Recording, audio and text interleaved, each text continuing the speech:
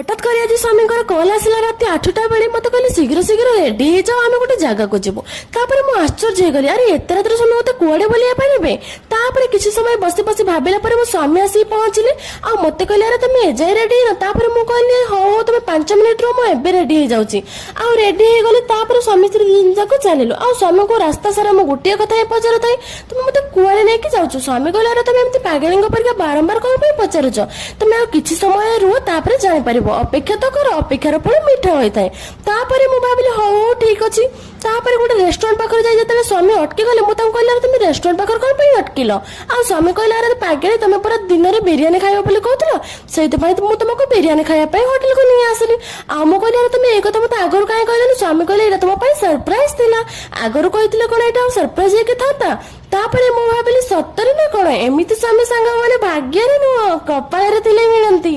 Jai Jagannath.